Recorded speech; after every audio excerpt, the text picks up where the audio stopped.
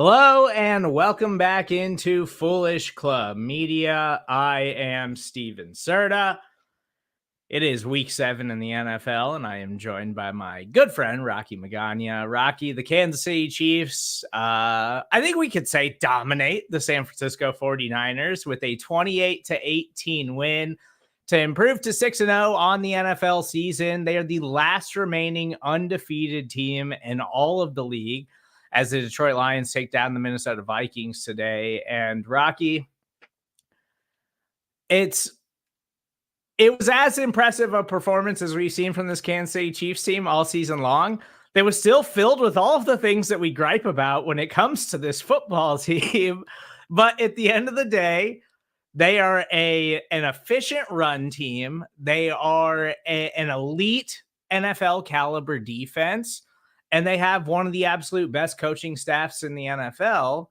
And that's enough to get it done and remain undefeated and still be the best team in the NFL, despite all these teams trying to make their case that they can compete with the Kansas City Chiefs. The Chiefs, week after week, mistake after mistake, always find a way to get it done. And they absolutely dominate the San Francisco 49ers today in very convincing fashion on the road. Like, this was as impressive a performance as we've seen from the Kansas City Chiefs in a while, Rocky. Oh my gosh. I mean, who needs wide receivers? Who needs to throw the ball when you have the best ground 1-2 punch in the NFL in Kareem Hunt and Patrick Mahomes? You know, who needs to throw the ball? You don't need to throw the ball. I mean, the best part of today's game was by far the defense and the pass rush and just them just being a menace and just harassing Brock Purdy all day long. The worst part of the game was listening to the Davis family's newest pretty boy concubine, Tom Brady, sit there and talk about football for the entire game. Jeez Louise, I could go the rest of my life without hearing that Yahoo talk football for one more second, that Oakland Raiders newest owner, Tom Brady. And God, I'm so happy. I know this isn't about the Chiefs game. This is a Chiefs podcast. I'm just so happy that Tom Brady is now partial owner of the Raiders because now I get to hate him with a reason for the rest of my life. And I find as much joy in hating Tom Brady's announcing today as I did in watching the Chiefs utterly dominate the San Francisco 49ers offense and just literally walk away with a 2-possession victory. Yeah, it was Tom Brady was rough. I totally agree with you there. I think that was the first game all season that I sat through an entire Tom Brady broadcast. So I hadn't really been locked into Tom Brady so far, but it was not the greatest. I totally agree with you there. But the Kansas City Chiefs improved to 6-0 on the season, and they do it in all of the ways that we've been talking about so far this season, where it's like, it feels like we get on here every week and we're griping a little bit about this undefeated football team because every week it feels like they leave things on the field and there's still meat on the bone and things that they need to improve and answers they need to find. But at the end of the day, and this is something that I think Chiefs fans have to just admit at this point, I'm not saying that we're past the offensive explosion era of the Kansas City Chiefs or that they can't find that again someday down the line. I still think there's an alternate reality of this NFL season where Hollywood Brown and Rashee Rice and Isaiah Pacheco and everybody is totally healthy for this offense. And the Chiefs look like 2018 again, where they're dropping 35, 40 points a game and scoring at will. And there's nobody in the league that can stop them. And the defense is better. Like, I think we should have gotten the best version of both sides of the ball of this Kansas City Chiefs team this season, but that didn't work out that way. And they still overcome all of that. They're still the last remaining undefeated team in the NFL.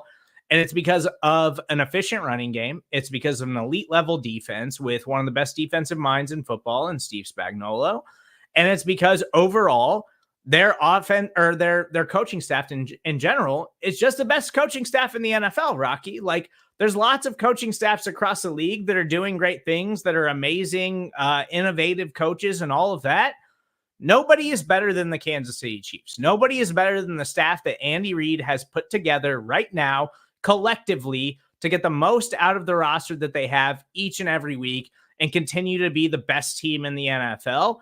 And this game did nothing more than prove that, Rocky. It's they're the best team in football, and it's not that close. There's lots of other really good teams in the NFL right now, and there's teams trying to make their case to be in the category of the Kansas City Chiefs, but there's nobody else who touches them right now in terms of we will overcome everything that you make up an excuse for to be your failure and why things don't work out for you.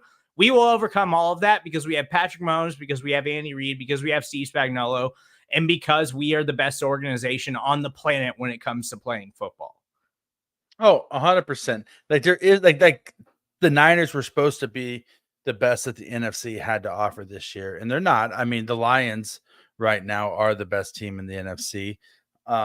And so I think it might be a fun matchup if the Chiefs did play the Lions in the regular season this year. But I think we just saw in this game, though, that I thought coming into this season that Baltimore was the best of the other best team in the AFC besides Kansas City. And I thought that San Fran was the best team in the NFC. And we saw in both those games that the Chiefs came in and they kind of imposed their will in both of those games, especially in this one. And I know Niners fans are going to say, oh, well, we're so beat up and blah, blah, blah, blah, blah.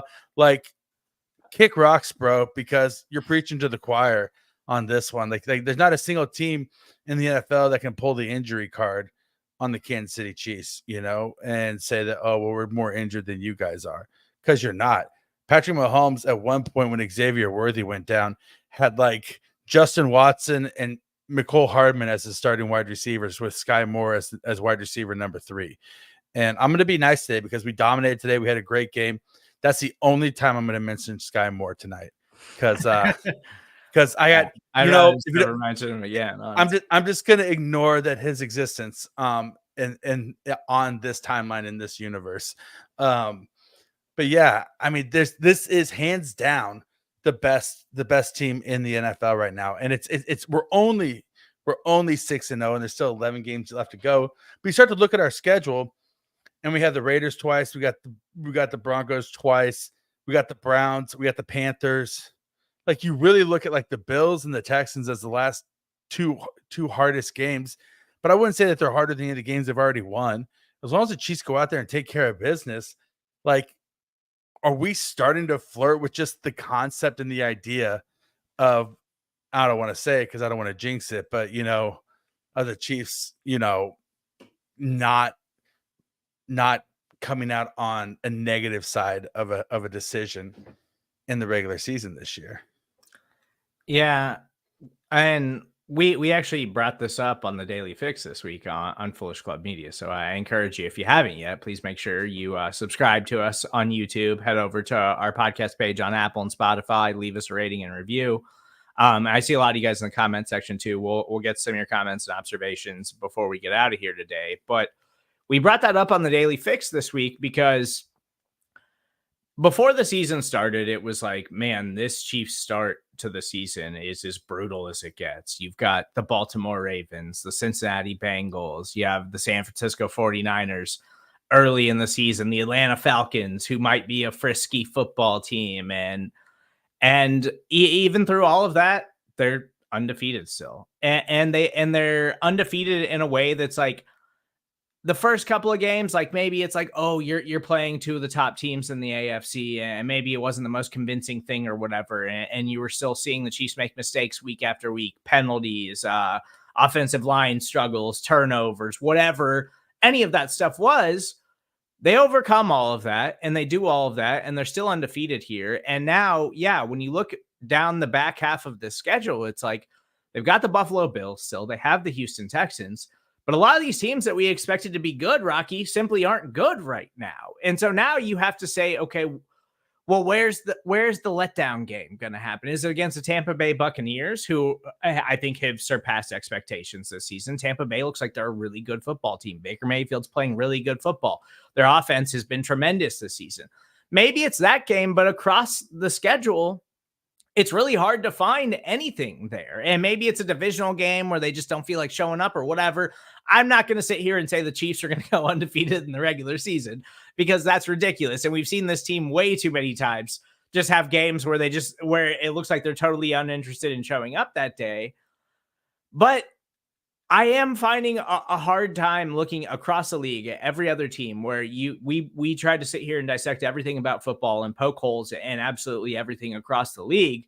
And it's like, well, the Chiefs have all of these holes that we can point to right now. They have all of these issues, but they overcome that because a turnover to them isn't as catastrophic as a turnover is to any other team in the league. Like a negative play to the Kansas City Chiefs isn't as catastrophic to them as it is to anyone else in the league because they always overcome that, whether it's through the coaching, whether it's through the greatness of Patrick Mahomes, whether it's through this defense. And really, that's where I wanted to start. Like, I feel like we're just rambling about this team because I was so impressed with how they played against this 49ers team that I still think is a Super Bowl caliber team. And I know Brandon Ayuk got a serious injury. I'm hoping for the best for him because I think he's a really talented player. That looked like a brutal injury. So I'm just hoping that it's not a season ending injury for a player who just signed a big contract. Deebo Samuel, supposed to be available today, fighting through an illness, wound up not being available. And so they had to compensate for that. And so lots of issues for the San Francisco 49ers today. So I'm not saying that this was the best version of that team that they could have possibly put out on the field today, but this team just finds a way to win. And it's just not going to be pretty. It's not going to be entertaining most of the time, Rocky. But how much more do we have to sit through this to just admit that the Chiefs are the absolute best team in the NFL and they can go up against anybody and find a way to get it done and find a way to pull it off? And right now, in this era, in this dynasty that they are trying to build right now, where they're trying to make NFL history and go for 3 straight Super Bowls, it's going to be because of Steve Spagnuolo and this defensive unit, not because of Patrick Mahomes, not because of the offense, not because of Andy Reid. All of that stuff's great, and it gets it done when they need to get it done. But right now, the Chiefs are the best team in the NFL because Steve Spagnuolo is coaching out of his mind, and the Chiefs defense is still one of the 5 best units in all of the NFL. Oh, 100%. You mentioned that the that takeaways don't hurt them as much, like when they turn the ball over. And that's because you have faith that the defense is going to get the ball back. Either they're going to get turnovers like they did today, intercepting Brock Purdy 3 times, right? Including a Jaden Hicks sighting with an interception in the end zone to save a touchdown. I mean, so you have faith that the defense is going to get the ball back. Like if Mahomes, if Xavier Worthy slips on a route and Mahomes throws an interception, you have faith that they're going to get the ball back, right? That the defense is good enough, that they're stout enough, that they're going to hold the opposing team. I mean, this is back-to-back double-digit victories for this Kansas City Chiefs team. And I don't care that they did play against the Saints last week, and the Saints looked horrible in their last game. Whatever, getting back-to-back double-digit teams in football. They looked hideous. I had Alvin Kamara in my fantasy league. It was miserable. But it's still back-to-back double-digit victories. And you're right, they do lean on the defense. And I mean, they should start making Steve Spagnuolo's busting Canton right now, because whenever he hangs it up, even he's not going to make the Hall of Fame as a head coach, but he's going to make it as defensive coordinator, right? I mean, on this trajectory, he may have more hardware than any other defensive coordinator in history by the time he's all said and done. I mean, this guy is in the discussion for the greatest defensive coordinator of all time, and these might be his best defenses. I mean, obviously, the Justin Tuck, Osi Umenyiora Giants that he won the Super Bowl with, that was a really good defense. But man, I'd put these guys toe to toe just because the physicality that the secondary brings. Like we have the best tackling secondary in the NFL. I'll put our secondary up against any other secondary in the NFL when it comes to physicality, tackling, just general coverage. I mean, George Karlaftis was an animal today. Yeah, Steven. And the thing about it was, I wrote this on the AP Premier newsletter earlier this week, because I was breaking down, what the Chiefs, what could be the X factor that the Chiefs needed to do to win the game. And I was looking at it, in any game where the opposing quarterback rushed for more than 3 yards, the 49ers lost. Patrick Mahomes, using his legs when the play broke down, I wrote, could be the X factor that wins the Chiefs this football game. And we saw that today. That's exactly what happened. He had the longest run of his career, and then he rushed for a touchdown and trucked Mustafa and just stared down at him. Mr. Mustafa, who was trying to lay the wood all day long and just decleating guys, went up against Patrick Mahomes, and Mahomes just lowered his shoulder and laid the dude out. And so, I mean, that's what this team is. It's dominant defense. Then the offense does enough and finds a way to win, and that's a winning formula. Andy Reid is like, okay, give me a lead, and I'm just gonna, and then Spagnuolo's like, okay, then we're just gonna bleed them out. We're gonna bleed them out. Like we saw that in the end of the game. But Spagnuolo's like, okay, you're gonna score a touchdown, but we're up 16 points. It doesn't matter. You can score your touchdown because I know that your place kicker is gonna whiff on an onside kick. That was the worst onside kick I've ever seen in the history of the NFL. Like that was literally the worst onside kick in the history of American football. It was rough. But that's what I mean. Like when I say you look across the league and all of these talented coaches across the NFL right now, it just feels like the Chiefs are operating on a different level than everybody else, where it's like, no, we don't have to be flashy. We don't have to, we don't care about the rankings and the stats. We don't care about any of that stuff. On a down-to-down basis, we're going to have some ugly plays. We're going to have some brilliant plays. We're going to have some plays that make you want to rip your hair out. But then we're going to come back and we're going to do something impressive, and we're going to make game-changing plays, and we're going to do something that we need to do in order to win. And that's why they have done more winning than any other team in the NFL over the last several years.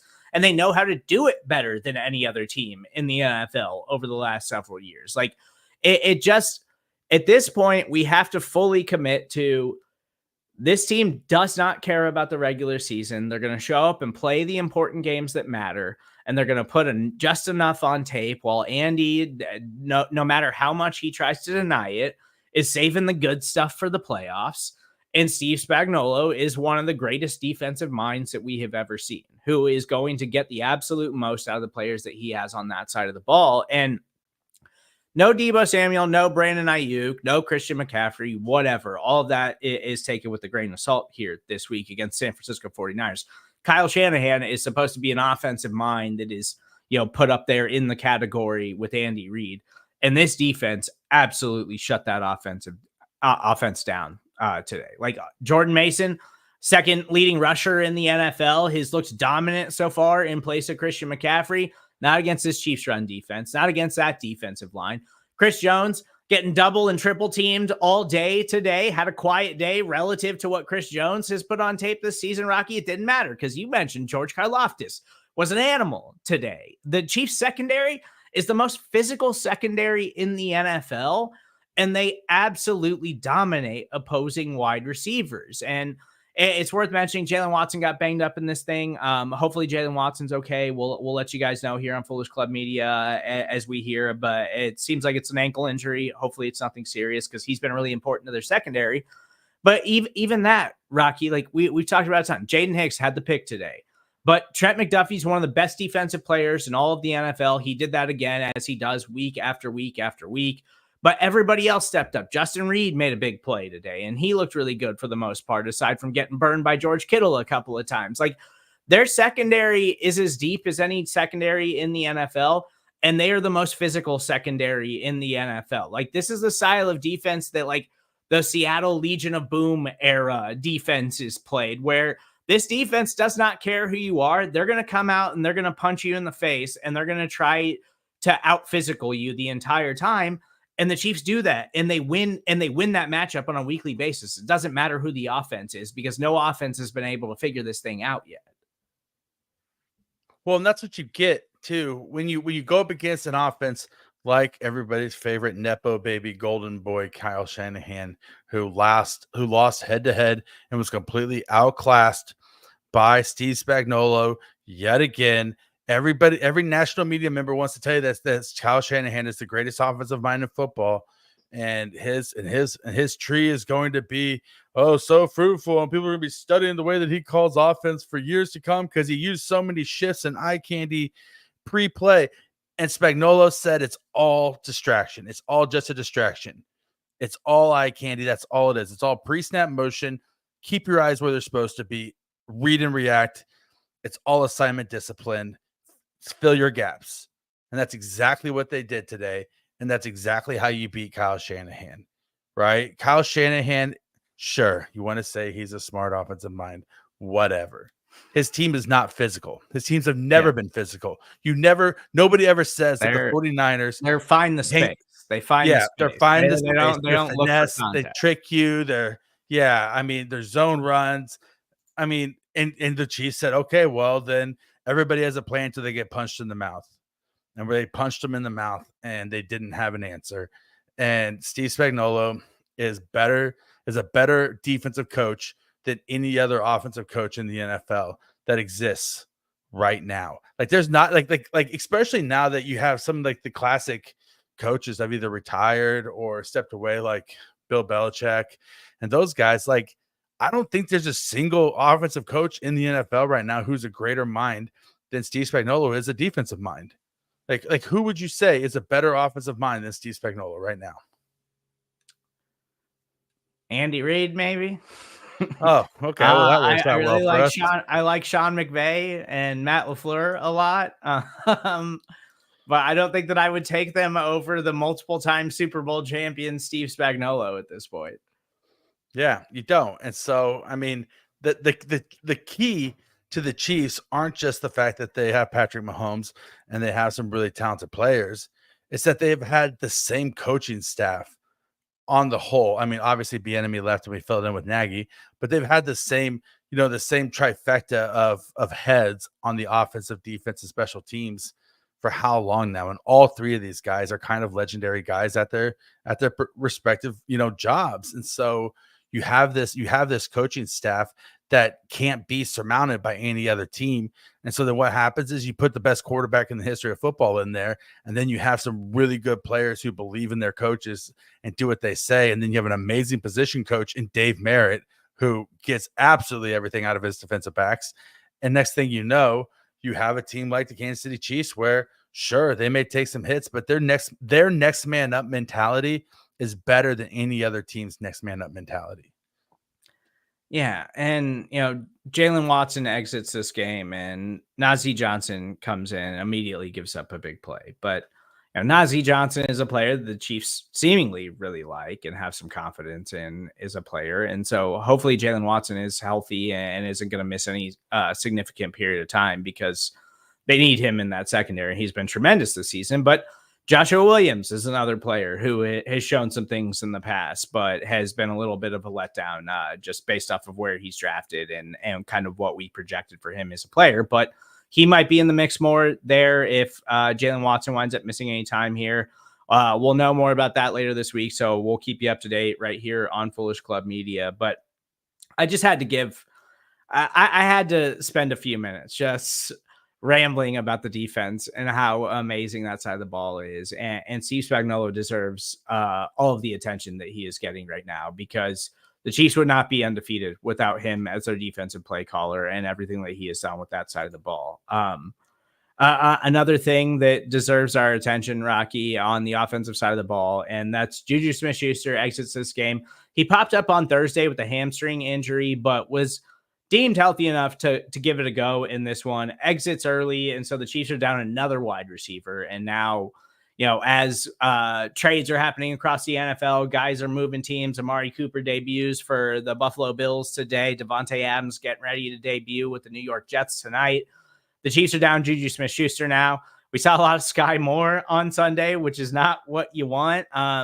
But thankfully, Noah Gray stepped up and had a really nice game for the Kansas City Chiefs. Travis Kelce commanding all of the attention. Had kind of a quiet game, but still had a couple of crucial plays for the Chiefs on offense. But if Juju is going to miss any significant time, this might increase the odds that the Chiefs are actually going to try to make a move and go out and try to land a wide receiver before the trade deadline, which I still think needs to happen. And I want to talk about Xavier Worthy a little bit later, Rocky, because now all of a sudden this wide receiver room that was supposed to be so deep this season is very, very thin. And it felt like we had an answer in Juju, and now that's super questionable. We know they have to figure that out, but it's a long NFL season. You hope they can get a little bit healthier and get some of those guys back. But it does feel like if Juju's going to miss any kind of time, they've got to go try to figure something out at the wide receiver position. Well, especially because of the nature of Juju's injury. It's a hamstring, right? That's so fickle for a wide receiver. Like you could like if you're a wide receiver and you hurt your hamstring, you could be out for 1 quarter or 10 weeks. Like you never know. And it doesn't have to be a torn hamstring. It's just because like you run and cut and you jog and and hamstring injuries just linger for wide receivers. And it just sucks. It sucks because we thought we thought we had an answer in Juju. I think the one thing that we know now is that Amari Cooper and Devontae Adams set the top of what the trade market is this year for a wide receiver, and that's a 3rd-round draft pick. And the Chiefs have a 3rd-round draft pick. So whether or not they go for a guy who's more of like a depth piece from another team, or they try to go for like a perceived top end guy like a Deontay Johnson or somebody else from another team, right? A DeAndre Hopkins, something like that. The top of the market is a 3rd-round pick, which is what we are sitting there burning a hole in our pocket from the L'Jarius Sneed trade, which would be funny if we end up trading the Titans their own pick back to them for DeAndre Hopkins, right? I mean, but I mean, I do think that the Chiefs are gonna make a move. I think that it was interesting that they went ahead and Deontay Johnson did play today for Carolina. You would think that if there was like a trade in the works with Carolina for Deontay Johnson, that he would have been held out today, like they held out Devontae Adams last week, right? Like Devontae Adams was sat out last week, but then suddenly is not even on the injury report as soon as he goes to New York, right? And so like that tells you that a trade was in the works going into last week. So there's something in the works. Look and see who isn't playing, because the Chiefs aren't going to want their guy who's filling in for their injured wide receivers playing, and the team isn't going to want, the other team's not going to want to like put the trade at risk, right? So the fact that Deontay Johnson played today kind of tells you that there's nothing really in the works right now, probably for him. Yeah, and Deontay Johnson had been playing through an ankle injury, and then this week he popped up with like ankle, groin, and ribs. Like he played through 3 injuries today, I guess, and then has 1 reception for 17 yards, and the Panthers get absolutely blown out by the Washington Commanders. And Jaden Daniels exit that game early with a rib injury, so they didn't even have their starting quarterback, and they got absolutely smoked in that game. So I would think Deontay Johnson would still make sense if he's healthy. He's the player I would be most interested in for the Chiefs to try to go out and trade for. But also, even with Juju Smith-Schuster going down, I'm still not totally convinced, Rocky, that the Chiefs are at a point where they think like, we got to go out and make a move. We desperately have to, we have to make a desperation heave at the wide receiver position to make something happen here. And I think some of that is going to be because of Xavier Worthy, who looked fine today, had a nice performance, had a couple of nice plays for the Chiefs on offense.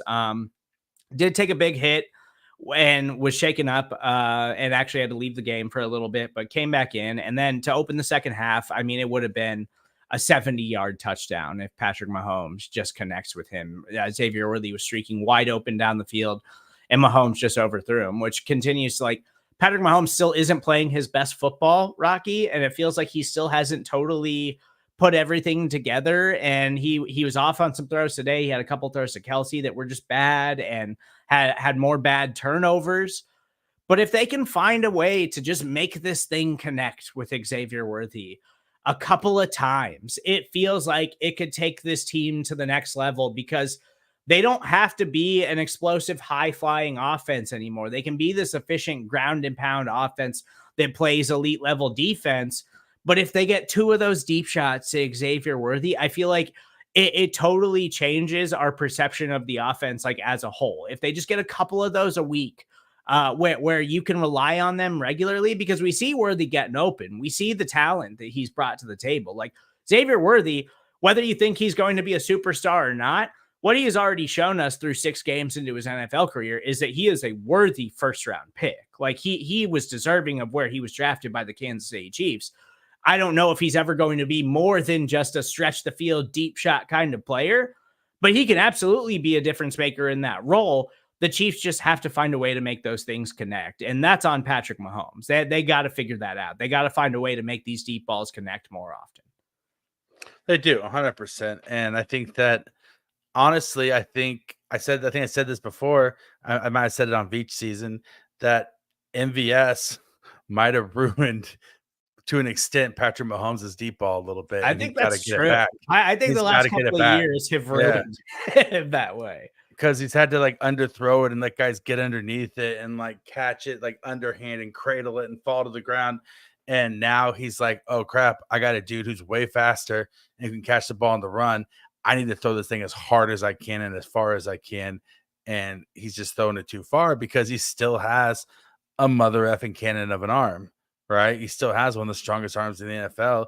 He just hasn't had a reason to let it rip over the last couple of years. And now he has that reason again. And so they'll get it figured out. It's all just a timing thing with Mahomes trying to figure out how do I throw to a guy this fast. Like you got to get that communication piece down. I do think you're going to see the Chiefs run a lot more like 12 and 13, maybe even 14 personnel if Juju can't go and they don't trade for a wide receiver. And I think that they think they don't need to trade for a wide receiver because they don't need another wide receiver to win the AFC West this year. They're gonna win the division if Juju Smith-Schuster, Rashee Rice, and Hollywood Brown don't play another regular season snap. They're still and they roll with the guys they got. They're still gonna win the AFC West this year, and it's not even really a question. Now the question is, do they want to make a move because do they think they're gonna get Hollywood Brown back for the playoffs? They think that Juju's going to be back for the playoffs. If they think they get Hollywood Brown back for the playoffs, they might not make a move and they just might roll with it and say, hey, let's keep our draft picks because we have some guys we have to pay next year and we want to keep our options open and we want to have as many shots in the draft as we want to have and blah, blah, blah, blah, blah. But it all depends on what they think is going to happen. If they think that there's a chance that Hollywood Brown isn't ready and he's not really going to be able to play this year at all, then I think they do make that move because I think they have to make that move, not because they need it in the regular season, because they need one more bullet for the playoffs. Yeah, there's no doubt in my mind that they're thin in the wide receiver room, and a move would certainly make me feel more comfortable moving forward. But I just feel like we've seen enough from Xavier Worthy to know that like he belongs and he can be a playmaker for this team, even if it's only as that field stretcher, because he looks like he is really, really good at that part of the game while he tries to work on other parts of his game and find ways to get more involved in the Chiefs offense. But coming out of a bye week, I was pretty happy with the way they deployed Xavier Worthy today. And the perception of Worthy too, again, is totally different if Mahomes just connects with him on that deep ball to open the second half. Like it was there, he was open, he beat the coverage, and it would have been a game-changing play. It doesn't matter in the long run, but I have to imagine they're gonna find a way to make those things work moving forward. And I want to mention this, Rocky, and this comment from Nikita. Can't believe it. Not a single Jawan Taylor penalty. And I wanted to mention that because I did want to have a conversation about the offensive line here a little bit. Now, Rocky, in the first half, the offensive line was not very good. Like they simply weren't. In the second half, they did tighten up and get things under control a little bit more, where Mahomes had more time to throw. And then I think we saw that down the stretch. Like some of those drives they were able to go on was because the protection was better than it was in the first half of this game. And in the first half, Nick Bosa and Leonard Floyd in that 49ers pass rush was giving them all kinds of problems. Mahomes was sacked twice in the first half. They were putting pressure on him left and right. And I'm still not at a point where I'm totally writing off Kingsley as like a long-term answer for the Chiefs offensive line. But I talked about this again earlier this week on Foolish Club Media, Rocky. And I think I actually joined the Arrowhead Pride Editors show and talked to Pete and John about this last week as well. I just feel like for all the expectations that we had for the Chiefs on offense, even if those are totally out the window now, we should not let up on the expectations that we had for this offensive line coming into this season, because Joe Thuney, Trey Smith, and Creed Humphrey are supposed to be the best interior trio in the NFL. Jawan Taylor, for everything that he is, he's an average right tackle. Whether you love him or hate him, gets a lot of penalties, has issues in pass blocking, whatever. Yes, he is a starting caliber NFL right tackle with limitations as a player. We know that. That's nothing new. And they haven't found an answer at left tackle. Wanye looks like he's a serviceable player who's also limited. Kingsley, potential through the roof, but very raw young player who's got a lot of seasoning to do. I just think we're going to try to figure this out as the season goes along, as we are with the rest of the Chiefs offense. But I just feel like we shouldn't let up on the expectations that we had for this unit coming into the season, specifically because of the three guys on the interior. And Joe Thuney and Trey Smith have not been exceptional this season. Creed Humphrey, still great, still one of the best centers in football, but there's been issues along the interior that we hadn't seen in the past. And so then you add that into the struggles with the tackle situation, and you have a quarterback that doesn't look comfortable in the pocket, even when it's clean, and bails and makes questionable decisions because he's feeling pressure and he's not trusting his wide receivers. He's not trusting his offensive line. And it's like some of the offensive struggles would be solved, I think, if they could just shore up the offensive line a little bit. They did that in the second half. So maybe that's something they can build on and move forward with against a really good 49ers pass rush. But the offensive line overall just simply has to play better moving forward for the Kansas City Chiefs. Oh, without a doubt. I mean, it does start at the tackle positions, honestly. Yeah, Jawan Taylor is serviceable, but his serviceable is still mistake ridden, like you said, and penalty ridden. Yeah, he didn't get called for a penalty today, but that didn't mean he didn't create any. There was a few plays there where he held or he was early, but they just didn't get called. If they don't get called, I guess they're not penalties.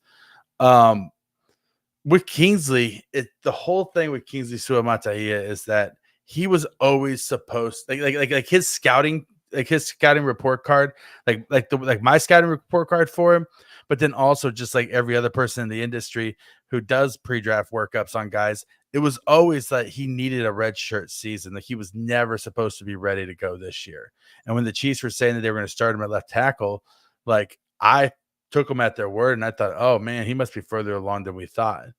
But he wasn't, and he isn't, and that's fine because he always needed a redshirt season. It wasn't actually fair of them to start him at left tackle right off the bat and then just throw him out there as a sacrificial lamb against Trey Hendrickson like they did, because he wasn't ready for it yet. And he wasn't going to be ready for it yet. And he never was going to be ready for it yet. So then I think they did that because they weren't confident in Wanya Morris. And yeah, Wanya Morris has been better than he was last year, but by no stretch of the imagination is Wanya Morris a good left tackle. So now you do have this situation here where the Chiefs seem like they're in a need of a left tackle, but their need of a left tackle for this season, like you said, may not be in need of a left tackle long term, right? Like Kingsley, I still think can very much be that guy if he develops. And so what do you do this year? Do they look at maybe bringing in a veteran if something happens and Wanye doesn't really step it up and doesn't improve down the road? I mean, you're sitting there at week 10 and David Bakhtiari is still sitting out there, sitting at home. Do you say, hey, David, you want to win a Super Bowl? Right? Like, hey, can you give us 6 games, 7 games? Right. And so I don't know. You're right, though. The offensive line has not played up to par. And I think that's why you've seen Mahomes struggle a little bit. And you've seen a couple of turnovers as a result of it, right? Like if the offensive lineman got that defensive tackle's arms down and didn't let him get his arms up, Mahomes doesn't throw his first interception. Yeah. I mean, it's as simple as that. Yeah, I think that even more so than the up and down offensive play, because at this point I'm just kind of used to it. Like I'm just used to bad turnovers and fluky plays and Sky Moore being on the field for some reason. I'm kind of just fine with all of that at this point. But the offensive line is something that bothers me because Andy Heck is supposed to be one of the best offensive line coaches in the NFL. They've done a tremendous job at developing young talent over the years under Andy Reid. And it just feels like they've kind of hit a roadblock this season where they have to find some answers and they have to figure some things out. And I know it hasn't always been perfect over the last few years. Like we certainly had some rough years and rough moments with Orlando Brown, but he was at least like solid enough that you didn't feel like there was a catastrophic play coming around the corner. And it doesn't feel like you can say that about this offensive line right now. So they simply have to play better. But one thing that continues to be a pleasant surprise for the Kansas City Chiefs and from our guy Elliott, this is the Kareem Hunt offense now, which It's hard to disagree with him, Rocky. I mean, Kareem Hunt signed off the couch. He certainly isn't the explosive back that he was when the Kansas City Chiefs drafted him as a rookie several years ago, but he's still an every down running back. He's still a great pass blocker. He can still catch passes. He can still pick up the tough yardage and create and not be a negative rusher in the NFL.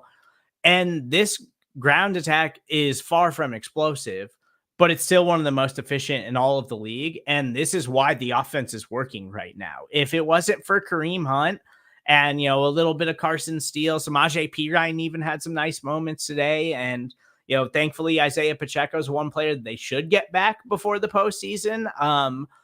But if it wasn't for Kareem Hunt, Rocky, I think we'd be having a much different conversation about this offense right now, because the passing attack has been far from efficient for the most part outside that game against the New Orleans Saints. But the reason the offense is working so much is because the defense has to respect the Chiefs' ability to pick up positive yards every time they run the football. And a lot of that has to do with Kareem Hunt, who isn't a superstar caliber player anymore, but he's still a very good NFL running back that the Chiefs were able to just pick up for nothing, basically. And he's been one of the best stories of this Chiefs team as they remain undefeated through 6 games. You're right. He's not the same explosive player that he once was. He's not the same type of. I'm gonna make a comparison here. I'm not saying they're the same thing with style of runner.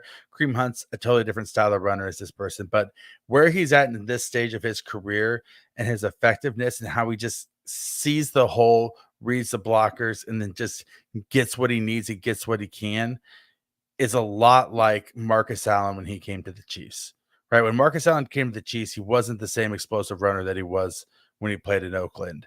Right. But he was a dude who literally fell forward for 5 yards every single play. Like he would find the hole, fall forward, get a 5-yard gain, and just move the chains.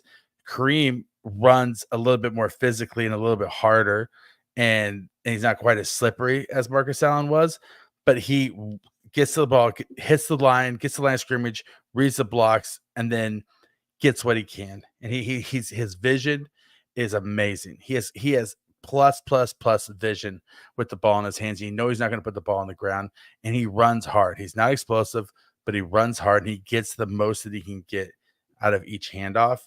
And then on the goal line, he fights and gets those yards. I mean, he gets in the end zone. That one that they took, that last one, he should have had 3 touchdowns in the end zone.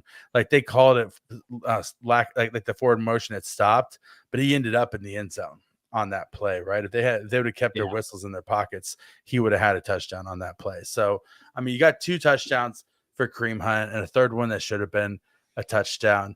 He outran the 49ers today. Honestly, he was the best running back in the game, and I'm happy for him. He's a guy, like we've talked about.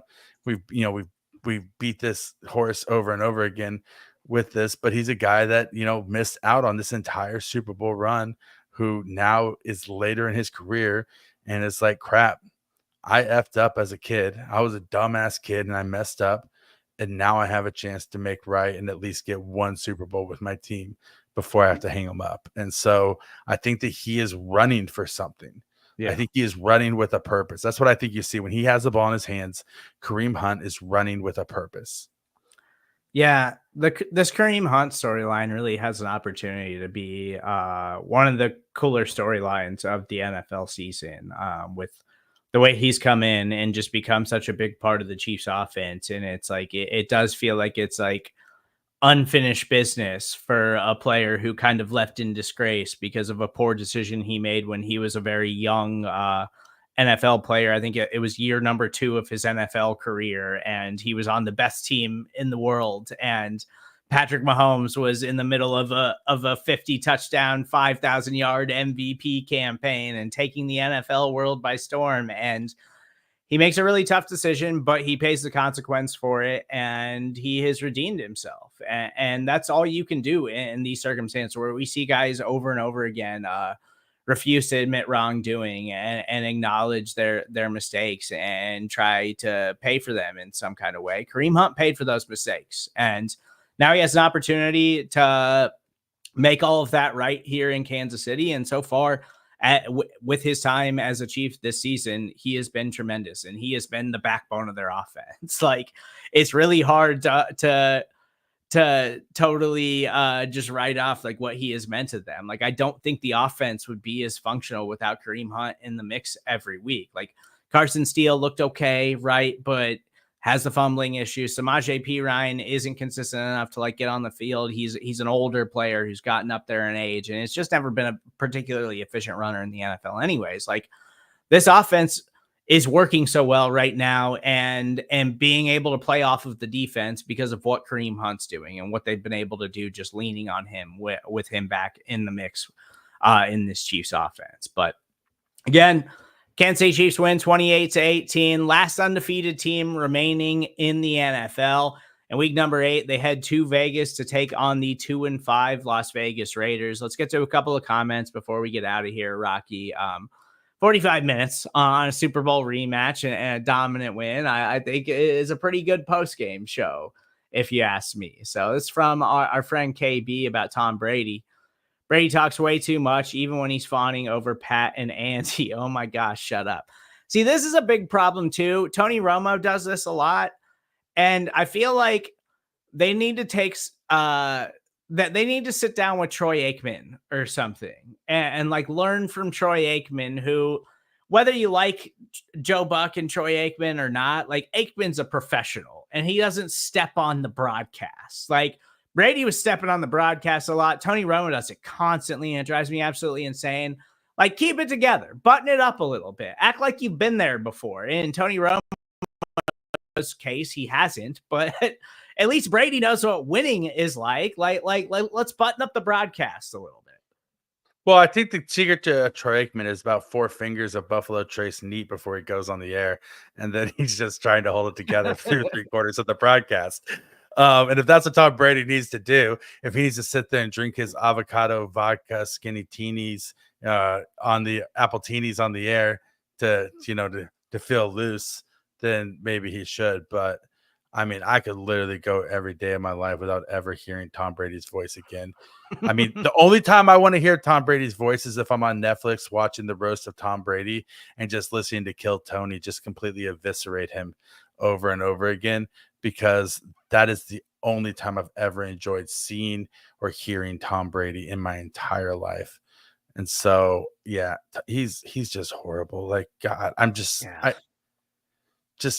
wish that he was not part of the public scene, that he didn't like. I wish he was that old owner that doesn't talk or do anything, just sits behind glass and you see him waving during the games.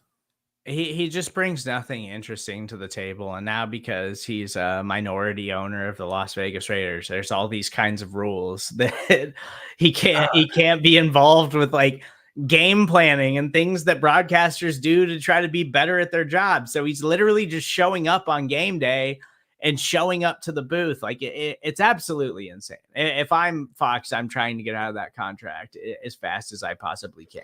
But he's like a slice of bran toast dry, just the most milk toast bland thing you could imagine. Yeah.